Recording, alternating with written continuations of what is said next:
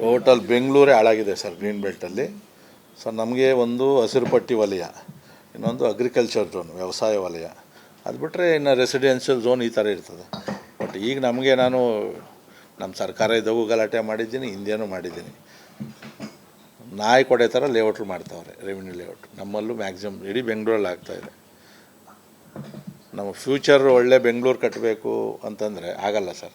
ಈಗ ನಾವು ಹೊಸ ಸಿ ಡಿ ಪಿ ಈಗ ಬಿ ಡಿ ಎನಲ್ಲಿ ಮಾಡೋದಕ್ಕೆ ಟೆಂಡ್ರ್ ಆಯಿತು, ಎಲ್ಲ ಆಯಿತು. ಈ ಸಿ ಡಿ ಪಿ ಮಾಡಬೇಕಾದ್ರೆ 60 ಅಡಿ ರೋಡ್ ಹೋಗಿ ಮೊದಲೇ ಇಲ್ಲಿ 20 ಅಡಿ ರೋಡ್ ಮಾಡಿ ಲೇಔಟ್ ಮಾಡಿಟ್ಟಾರೆ. ಹೆಂಗೆ ತೊಗೊಂಡೋಗ್ತೀರಿ ಅದ್ರ ಮೇಲೆ? ಎಲ್ಲಿ ಪಾರ್ಕ್ ಮಾಡ್ತೀರಿ, ಎಲ್ಲಿ ಪ್ಲೇ ಗ್ರೌಂಡ್ ಬಿಡ್ತೀರಿ? ದಿಕ್ಕಿಲ್ದಾಗ ಮಾಡವ್ರೆ ಲೇಔಟ್ಗಳಂತೂ. ಸಾವಿರಾರು ಎಕರೆ ಲೇಔಟ್ ಮಾಡವ್ರೆ. ಅದರಲ್ಲೂ ಒಂದು ಏನು ಅಂದರೆ ರಿಜಿಸ್ಟ್ರೇಷನ್ನೇ ಬೋಗಸ್ ಮಾಡ್ತಾರೆ. ನೀವು ಅಗ್ರಿಕಲ್ಚರ್ ಝೋನ್ನ ಚೇಂಜ್ ಆಫ್ ಲ್ಯಾಂಡ್ ಯೂಸ್ ಮಾಡ್ದೇ ರಿಜಿಸ್ಟ್ರೇಷನ್ ಮಾಡೋಕ್ಕೆ ಬರೋಲ್ಲ. ಕಾನೂನು ಏನು ಹೇಳ್ತದೆ ಅಂದರೆ ಸಕ್ಷಮ ಪ್ರಾಧಿಕಾರದಿಂದ ನಕ್ಷೆ ಅನುಮೋದನೆ ಮಾಡ್ಕೊಂಡು ಮಾಡಬೇಕು. ಬಿ ಡಿ ಎ, ಬೈಯಪ್ಪ, ಎನ್ ಡಿ ಎ ಯಾವುದನ್ನೇ ಇರಲಿ, ಯಾವ ನಕ್ಷೆನೂ ಇಲ್ಲ. ಇವರೇ ಒಂದು ಸ್ಕೆಚ್ ಹಾಕ್ಕೊಂತಾರೆ. ಸಬ್ ರಿಜಿಸ್ಟ್ರಲ್ಲಿ ಹೆಂಗೆ ಮಾಡ್ತಾರೆ ಅಂತಂದರೆ ಅಲ್ಲಿ ಪಾಸ್ವರ್ಡಲ್ಲಿ ಈ ಸೈಟ್ನೇನು ಮಾಡ್ತಾರೆ, ಅಪಾರ್ಟ್ಮೆಂಟು ಕೋಡ್ಗೆ ಹಾಕಿ ಹೊಡಿತಾರೆ. ಅಪಾರ್ಟ್ಮೆಂಟ್ ಕೋಡ್ ಹಾಕ್ತಾರೆ, ಓಪನ್ ಆಗ್ತದೆ. ಇಲ್ಲಿ ಸೈಟ್ ಅಂತ ತೋರಿಸಲ್ಲ, ಅಪಾರ್ಟ್ಮೆಂಟ್ ಅಂತ ತೋರಿಸ್ತಾರೆ. ಆಮೇಲೆ ಅಗ್ರಿಮೆಂಟ್ ರಿಜಿಸ್ಟ್ರೇಷನ್ ಎಲ್ಲ ಇಲ್ಲೀಗಲ್ಲೇ ಸರ್. ಲೀಗಲ್ ಇಲ್ಲ ಇದು, ನಾನು ಹೇಳ್ತಾ ಇದ್ದೀನಲ್ಲ. 100% ಇಲ್ಲೀಗಲ್ ರಿಜಿಸ್ಟ್ರೇಷನ್ ನಡೀತಾ ಇರೋದು. ಆಮೇಲೆ ಸಬ್ ರಿಜಿಸ್ಟ್ರ್ ನಾನು ಒಂದೇ ಸರಿ 6 ಸಬ್ ರಿಜಿಸ್ಟ್ರನ್ನ ಸಸ್ಪೆಂಡ್ ಮಾಡಿಸ್ದೆ. ಕಾಗೋಡು ತಿಮ್ಮಪ್ಪ ರೆವಿನ್ಯೂ ಮಿನಿಸ್ಟರ್ ಆಗಿದ್ದಾಗ ಪಿ ಡಿ ಒಗಳನ್ನ ಸಸ್ಪೆಂಡ್ ಮಾಡಿಸ್ದೆ, ಜೈಲಿಗೆ ಕಳಿಸ್ದೆ ನಾನು. ತಿರುಗಿ ಬಿದ್ದರು ನನ್ನ ಮೇಲೆ ಡೆವಲಪರ್ಸು ಅಂತಂದರೆ ಇವನೊಬ್ಬನೇ ಮಾತಾಡ್ತಾನೆ ಅಂತೇಳಿ ನಮ್ಗೆ ಎಲೆಕ್ಷನ್ಗಳೆಲ್ಲ ಕೆಲವು ಲೋಕಲ್ ಎಲೆಕ್ಷನ್ ಭಾಳ ಟೈಟ್ ಮಾಡಿಬಿಟ್ರು. ಅವರೇ ಬಂಡವಾಳ ಹಾಕ್ತಾರೆ ಬುದ್ಧಿ ಕಲಿಸ್ಬೇಕು ಅಂತೇಳಿ. ಆದರೂ ನಾನು ಇವತ್ತೂ ಬಿಟ್ಟಿಲ್ಲ. ನಮಗೆ ಏನಂದರೆ ಈಗ ಪಿ ನಂಬರ್ ಇರ್ತದಲ್ವ ಸರ್, ಸರ್ಕಾರಿ ಗೋಮಾಳ ಮಂಜೂರಾಗಿರ್ತದೆ ನನಗೆ.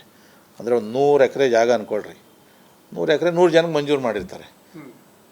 ಅದು ಪೋಡಾಗಿರಲ್ಲ. ಅಂದರೆ ಪ್ರತಿಯೊಬ್ಬರಿಗೂ ಸರ್ವೆ ನಂಬರ್ ಸಪ್ರೇಟ್ ಮಾಡಬೇಕು. ಈ ಸರ್ವೆ ನಂಬರ್ 1ರಲ್ಲಿ 100 ಜನ ಕೊಟ್ಟರೆ ಯಾರ್ದು ಎಲ್ಲಿ ಅಂತ ಏನೂ ಗೊತ್ತಾಗಲ್ಲ. ಮಾಡಿಲ್ಲ ಇಲ್ಲಿವರೆಗೂ. ನಮ್ಮಲ್ಲಿ ಬೆಂಗಳೂರಲ್ಲಿ ಮೇಜರ್ ಪ್ರಾಬ್ಲಮ್ಮು ಪೋಡಿ ಆಗಿಲ್ಲ ಈ ಥರದ್ದು. ಆವಾಗ ಏನು ಮಾಡ್ತಾರೆ, 100 ಎಕರೆ ಜಮೀನಿದ್ರೆ 150 ಎಕರೆ ಪಾಣಿ ಇರ್ತದೆ. 150 ಎಕರೆ ಪಾಣಿ ಐತಿ. ಇದು ಉದಾಹರಣೆ ಸಮೇತ ಕೊಟ್ಟಿದ್ದೀವಿ ನಾವು. ಅಲ್ಲೇನಾಗ್ತದೆ, ಇವನು ಲೇಔಟ್ ಮಾಡ್ತಾನೆ, ರೆವಿನ್ಯೂ ಲೇಔಟು ಪಕ್ಕದಲ್ಲಿ ಗೋಮಾಳ ಇನ್ನೂ ಉಳಿದಿರ್ತದೆ ಸರ್ಕಾರಿ ಜಾಗ, ಅದನ್ನು ಸೇರಿಸ್ಕೊತಾನೆ. ಸೇರಿಸಿ ಪ್ಲ್ಯಾನ್ ಇಲ್ಲ, ಯಾರು ಅಪ್ರೂವಲ್ ಇಲ್ವಲ್ಲ, ಅದನ್ನು ಸೇರಿಸಿ ಕಲ್ಲು ಹಾಕ್ಬಿಟ್ಟು ಹೊಡೆದು ಕೊಟ್ಬಿಡ್ತಾನೆ. ಯಾರು ಮಿಡ್ಲ್ ಕ್ಲಾಸ್ ಅವ್ರು ತೊಗೊತಾರಲ್ಲ, ನಾಳೆ ಏನಾದರೂ ಯಾರನ್ನ ಅಬ್ಜೆಕ್ಷನ್ ಮಾಡಿ ಆಫೀಸರ್ಸ್ ಹೋಗಿ ಅದು ಸರ್ವೆ ಮಾಡಿದಾಗ ಇಷ್ಟು ಹೊಡೆದಾಕ್ತಾರೆ. ಆಮೇಲೆ ಸ್ಮಶಾನನೂ ಮಾರ್ಬಿಟ್ಟವ್ರೆ, ಕೆರೆ ಅಂಗ್ಳನ್ನು ಮಾರಕ್ಕವ್ರೆ. ಸೊ ಇದು ನಾವು ಗ್ರೇಟರ್ ಬೆಂಗಳೂರು, ಫ್ಯೂಚರ್ ಬೆಂಗಳೂರು ಅಂತ ಏನಿಲ್ಲ, ಏನೇ ಅಂದರೂ ಕೂಡ ಅದು ನಿಲ್ಲಿಸಲಿಲ್ಲ ಅಂದರೆ ಆಗಲ್ಲ. ಅಲ್ಲಿ ಯಾಕೆ ಜನ ರೆವಿನ್ಯೂ ಈ ಗೋಮಾಳದ್ದು ಪಿ ನಂಬರ್ ಪ್ರಾಬ್ಲಮ್ ಇದೆಯಲ್ಲ, ಅದನ್ನು ಸಾಲ್ವ್ ಮಾಡ್ಬೋದಿತ್ತಲ್ಲ ಸರ್? ಮಾಡ್ಬೋದು. ಯಾಕೆ ಮಾಡ್ತಿಲ್ಲ? ಮಾಡ್ಬೋದು, ಏನು ತೊಂದರೆ ಏನಿಲ್ಲ. ನಾನು ಅದನ್ನು ಹೇಳಿದೆ, ಪ್ಲ್ಯಾನ್ ಮಾಡಿ ಯಾರು ಫಸ್ಟು ಒರಿಜಿನಲ್ಲಿ ಅಲಾಟಿಸ್ ಇರ್ತಾರೆ, ಅಡಿಷ್ನಲ್ಲು ಸಬ್ಸಿಕ್ವೆಂಟ್ಲಿ ನೀವು ಇನ್ನು 50 ಎಕರೆ ಪಾಣಿ ಜಾಸ್ತಿ ಬಂದಿರ್ತದೆ, ಅದು ಬೇಡ. ಫಸ್ಟ್ ಯಾರು ಒರಿಜಿನಲ್ ಅಲಾಟಿಸ್ ಐತಲ್ಲ, ಅದು ಇಶ್ಯೂ ರಿಜಿಸ್ಟ್ರು ಎಲ್ಲ ಇರ್ತದೆ, ಅವ್ರಿಗೆ ಮಾಡಿ. ಅವ್ರವ್ರ ಪೊಸಿಷನ್ ಪ್ರಕಾರ ಕೆಲವರು ಜಾಸ್ತಿ ಕಡಿಮೆ ಇರ್ತಾರೆ. ಒಂದೇ ಸರಿ ನಾವು ಮಾಡಿ AC ತಹಸೀಲ್ದಾರ್ನ ಕಳಿಸ್ರೆ ಸರ್ವೆ ಮಾಡ್ತಾರೆ.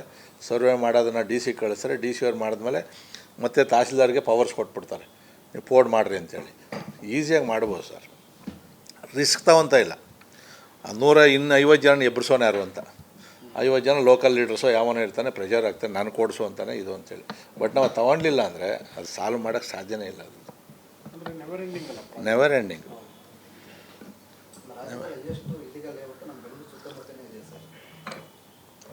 ಕಾಸ್ಟ್ ಇಲ್ಲೇ ಅಲ್ವ ಇರೋದು, ರೇಟ್ ಜಾಸ್ತಿ ಅಲ್ವ ಇಲ್ಲಿ. ಈಗ ನೀವು ಭೂಮಿ ಬೆಲೆ ಯಾಕೆ ಬೆಂಗಳೂರಲ್ಲಿ ಜಾಸ್ತಿ ಆಗಿರೋದು ಹೇಳ್ರಿ, ಇಂಡಸ್ಟ್ರಿ ಬಂದೈತಿ ಅಂತಲ್ಲ, ಸ್ಕೂಲ್ಗೆ ಅಂತಲ್ಲ. ಇದು ಏನು ಮಾಡ್ತಾನೆ, ಒಂದು 2 ಎಕರೆಗೆ ಅಡ್ವಾನ್ಸ್ ಕೊಡ್ತಾನೆ ಟೋಕನ್ನು. ಅಂದರೆ ಒಂದು ಎಕರೆ ಒಂದು 2 ಕೋಟಿ ಅಂದ್ಕೊಳ್ರಿ, 50 ಲಕ್ಷ ರೈತನಿಗೆ ಅಡ್ವಾನ್ಸ್ ಕೊಡ್ತಾನೆ. ನಾವು ಲೇಔಟ್ ಮಾಡ್ದಂಗೆ ಕೊಡ್ತೀವಿ ಅಂತಾನೆ. ಕಲ್ಲು ಹೊಡಿತಾನೆ, ಅವನು ಬೇರೆಯವ್ರ ಗಿರಾಕಿ ಕರ್ಕೊಂಡು ಅವ್ರ ಹತ್ರದಿಂದ ಇವ್ರ ಕಡೆಯಿಂದ ರಿಜಿಸ್ಟರ್ ಮಾಡಿಸ್ತಾರೆ. ಯಾರ ಕಡೆಯಿಂದ? ರೈತನ ಕಡೆಯಿಂದ ರಿಜಿಸ್ಟರ್ ಮಾಡಿಸ್ತಾರೆ.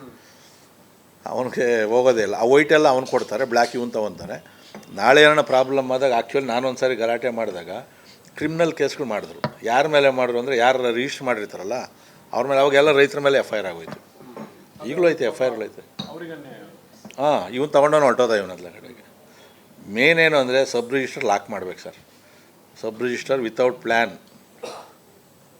ಈ ಸಕ್ಷಮ ಪ್ರಾಧಿಕಾರದಿಂದ ಪ್ಲ್ಯಾನ್ ಇಲ್ಲದೆ ಯಾವುದೂ ಲೇಔಟ್ ಮಾಡಬಾರ್ದು ಅಂದರೆ ಇದೆಲ್ಲ ನಿಂತು ಹೋಗ್ತದೆ. ಅದೆಲ್ಲ ದೊಡ್ಡವ್ರ ಕೈವಾಡ ಎಲ್ಲ ಇರ್ತದೆ. ಅದೆಲ್ಲ ಒಂದು ರಿಜಿಸ್ಟ್ರೇಷನ್ಗೆ ಇಷ್ಟು ದುಡ್ಡು ಇಂಥವ್ರಿಗೆ ಆಟೋಮೆಟಿಕ್ ಹೋಗ್ತಾ ಇರ್ತದೆ ಅದರದ್ದು. ಸೊ ಗಣಿ ಬಂದಂಗೆ ಬರ್ತದಲ್ವ. ಆಮೇಲೆ ಇನ್ನೂ ನಮ್ಮಲ್ಲಿ ಪ್ರಾಬ್ಲಮ್ ಏನು ಅಂದರೆ, ಲೀಗಲ್ ಲೇಔಟ್ ಮಾಡೋಕ್ಕೆ ಹೋಗ್ತೀವಿ ಅಂದ್ಕೊಳ್ರಿ, 6 ತಿಂಗಳಾದರೂ ಅಪ್ರೂವಲ್ ಕೊಡಲ್ಲ ನಮ್ಮಲ್ಲಿ. ನೀವು ಚೇಂಜ್ ಆಫ್ ಲ್ಯಾಂಡೀಸು, B D A plan approval, ಅಲ್ಲೋಗು ಇಲ್ಲೋಗು ಸುತ್ತಾಡು ಕನ್ವರ್ಷನ್ ಮಾಡು, ಯಾರು ಆ ರಿಸ್ಕ್ ತೊಗೊಳಕ್ಕೆ ಹೋಗಲ್ಲ. ಆಮೇಲೆ ಅದಾಯ್ತಾ, ಲೇಔಟ್ ಮಾಡಿದ್ದಾದಮೇಲೆ first along with the plan first ಇದ್ದಿದ್ದು 30% ಆಫ್ ದಿ ಸೈಟು ರಿಲೀಸ್ ಮಾಡಿಬಿಡೋರು. ಅಂದರೆ ಅವನು ಪಾಪ ಬಂಡವಾಳ ಹಾಕಿರ್ತಾನೆ ಅಂತೇಳಿ 30% ಸೈಟ್ಗಳು ಏನಿರ್ತದೆ, 100ಕ್ಕೆ 30 ಸೈಟು ನಿಮ್ಮ ಸ್ಟಾರ್ಟಿಂಗಲ್ಲೇ ರಿಜಿಸ್ಟರ್ ಮಾಡಿಬಿಡ್ಬೋದು. ಆಮೇಲೆ ಏನು ಅಂತಂದರೆ ಇಷ್ಟು ವರ್ಕು ಅಂದರೆ ರೋಡು, ಡ್ರೈನೇಜು, ಎಲೆಕ್ಟ್ರಿಕಲ್ ಪೋಲ್ ಇದಾದಮೇಲೆ ಇನ್ನು 30% ರಿಲೀಸ್ ಮಾಡೋರು. ಕೊನೆಗೆ ಇನ್ನೆಲ್ಲ ಫೈನಲ್ಲು ಟ್ರೀಟ್ಮೆಂಟ್ ಪ್ಲ್ಯಾಂಟು, ಸಬ್ಸ್ಟೇಷನ್ನು ಕಂಪ್ಲೀಟ್ ಮಾಡಿದ್ಮೇಲೆ ಇನ್ನು 40% ಸೈಟು ರಿಲೀಸ್ ಮಾಡಿಬಿಟ್ಟು ಕೊಡೋರು ಸೈಟ್ಗಳು. ಅಕಸ್ಮಾತ್ ಅವ್ನು ಮಾಡಲಿಲ್ಲ ಅಂತಂದರೆ ಬಿ ಡಿ ಏನೋ ಯಾರಣ ಇವ್ರು ಆ್ಯಕ್ಷನ್ ಮಾಡಿ ಅದರಲ್ಲಿ ಆ ಕೆಲಸ ಮುಗಿಸ್ಬೋದು ಅಂತಿತ್ತು. ಮತ್ತೇನು ಮಾಡಿಬಿಟ್ರು, 100% ಮಾಡಿಬಿಟ್ರು ಕುಮಾರಸ್ವಾಮಿ ಅವರಿದ್ದಾಗ. 100% ಕೆಲಸ ಮಾಡಿದ್ಮೇಲೆ ಸೈಟ್ ರಿಲೀಸ್ ಮಾಡ್ತೀವಿ ಅಂತ. ಯಾರು ಲೇಔಟ್ ಮಾಡೋಕ್ಕೆ ಮುಂದೆ ಬರಲಿಲ್ಲ. ಜಮೀನು ತೊಗೊಂಡು ಪೂರ್ತಿ ಕೋಟ್ಯಾಂತರ ರೂಪಾಯಿ ಡೆವಲಪ್ ಮಾಡಿ ಆಮೇಲೆ ಸೇಲ್ ಮಾಡೋದು ಅಂದರೆ ಅದಾಗೋದೇ ಇಲ್ಲ ಸರ್. ಅದು ಕೊನೆಗೆ ನಾನು ಯಡಿಯೂರಪ್ಪ ಅವ್ರನ್ನ ಹಿಡ್ಕೊಂಡು ಈ ಸಾರಿ ಇದಾಗಲ್ಲ, ಹೌಸಿಂಗ್ ಸೊಸೈಟಿಗಳಿಗೆ ಇನ್ಕ್ಲೂಡಿಂಗ್ KHB BDA ಕೂಡ ಈ ಕಾನೂನು ಅಪ್ಲಿಕಬಲ್ ಆಗ್ತದೆ, ನಾವೆಲ್ಲಿ ಮಾಡೋಕ್ಕಾಗ್ತದೆ ಅಂತ. ಕೊನೆಗೆ CS ರವಿಕುಮಾರ್ ಅವರಿದ್ದರು, ಅವರು ಮಾಧುಸ್ವಾಮಿ ಅವರು ಸ್ವಲ್ಪ ಒಪ್ಪಲಿಲ್ಲ. ಕೊನೆಗೆ ಏನೋ ಮಾಡಿ 50-50 ಅಂತ ಮಾಡಿಸ್ತಾರೆ. ಅದೂ ಸಮಂಜಸ ಇಲ್ಲ. ಅದಕ್ಕೇನಾಗ್ತಾರೆ, ಯಾರು ಕೂಡ ಅಪ್ರೂವ್ ಲೇಔಟ್ ಹೋಗಲ್ಲ. ಆಮೇಲೆ ಅಲ್ಲಿ 40 ಅಡಿ ರೋಡ್ ಬಿಡಬೇಕು, 30 ಅಡಿ ನೋಡಬೇಕು, ಟ್ರೀಟ್ಮೆಂಟ್ ಪ್ಲ್ಯಾಂಟ್ ಮಾಡಬೇಕು. ಇಲ್ಲಿ ಯಾವುದಿಲ್ವಲ್ಲ, ಒಂದು JCB ಒಂದು ಹೊಡೆದು 4 ಕಲ್ಲಿಟ್ಬಿಟ್ರೆ ಸಾಕು. ಆಮೇಲೆ ನಮ್ಮ ವೆಂಕಟಾಚಾರ್ಯವ್ರು ಕರ್ಕೊಂಬರ್ತಾರೆ, ಸರ್ ಲೇಔಟ್ ಆಗ್ಬಿಟ್ಟದೆ, ಒಂದು 2 ಕಾಂಕ್ರೀಟ್ ರೋಡ್ ಹಾಕ್ಸ್ಬೇಕು, ಒಂದು ಬೋರ್ವೆಲ್ ಹಾಕ್ಸ್ಬೇಕು. ಇನ್ನು ಓಟಿಗೋಸ್ಕರ ನಾವು ಮಾಡ್ತೀವಿ. ಎಷ್ಟು ಲಾಸ್ ನಮಗೆ ರೆವಿನ್ಯೂ ಲೇಔಟ್ ಡೆವಲಪ್ಮೆಂಟ್ ಕೊಡ್ತಾಯಿರೋ ಸರ್. ನಾವು ದುಡ್ಡು ಹೊಟ್ಟೆ ಉರಿತದೆ. ಯಾವನೋ ಡೆವಲಪರ್ ದುಡ್ಡು ತೊಗೊಂಡು ಹೋದಾದ್ಲ ಕಡೆಗೆ, ನಾವು ಈ ಜನ ಬಂದವರಲ್ಲ ಅಂಥೇಳಿ ನಮ್ಮ ಕರ್ಮಕ್ಕೆ ನಾವು ರೋಡ್ಗಳು ಏನೋ ಮಾಡ್ಕೊಡ್ತೀವಲ್ಲ ಕಡೆಗೆ. ಅಲ್ಲಿ ಸಬ್ ರಿಜಿಸ್ಟ್ರ್ ಆಫೀಸು ಸ್ಟಾಂಪ್ ಡ್ಯೂಟಿ ಬಿಟ್ಟರೆ ಇನ್ನೇನು ನಮ್ಮ ಗೌರ್ಮೆಂಟ್ ಲಾಭ ಇಲ್ಲ, ಏನೂ ಲಾಭ ಇಲ್ಲ.